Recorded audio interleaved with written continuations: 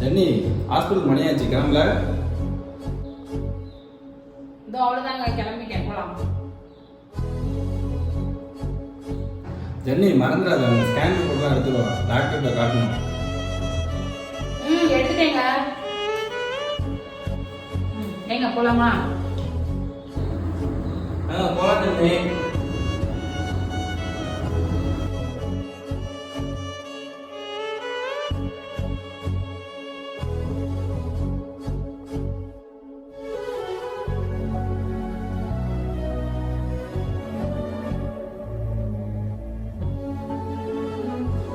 போலாங்க போங்க. ஜென்னி இரு, ஒரு அரை மணி நேரம் கழிச்சு போகலாம். ஏங்க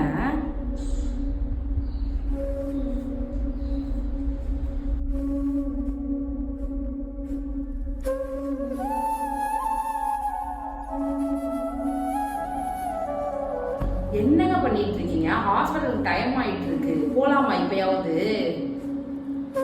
இல்லை ஜென்னி, பக்கத்து பொண்ணு துணிக்காய போட்டுருக்கு, அது போனதுக்கப்புறம் போய்க்கலாம். அதுக்கே கல்யாணம் ஆகி 5 வருஷம் ஆகுது, அதுக்கே இன்னும் குழந்தை இல்லை. நமக்கே கல்யாணம் ஆகி 1 வருஷம் தான் ஆகுது, நமக்கு இப்போ தான் ஃபஸ்ட்டு குழந்தை வர கிடச்சிருக்கு.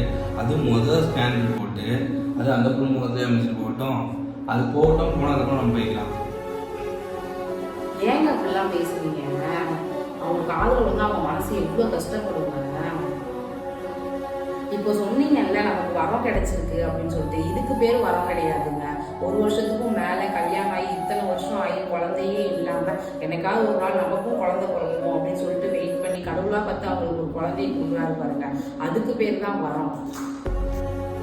இவங்க மூச்சில் முடிச்சுட்டு போனால் நம்ம குழந்தைக்கு எதுவும் ஆகாதுங்க. பல வருஷமாக குழந்தை இல்லாதவங்களுக்கு தான் குழந்தையோட மதிப்பு என்னங்கிறது தெரியும்.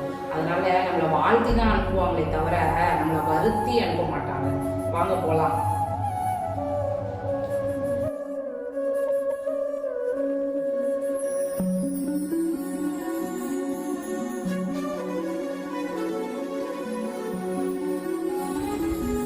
ஜனனி எங்க ஹாஸ்பிட்டல் கிளம்பிட்டீங்களா? அக்கா இன்னைக்கு ஹாஸ்பிட்டலில் வர சொன்னாங்க ஸ்கேன் பண்ணுறதுக்காக, அதுக்காக தான் கிளம்பிட்டோம். சரி ஜானி, பார்த்து பத்திரமா போயிட்டு வா. அது மட்டும் இல்லை, டாக்டர் என்ன சொன்னாங்கன்ட்டு வந்து சொல்லு.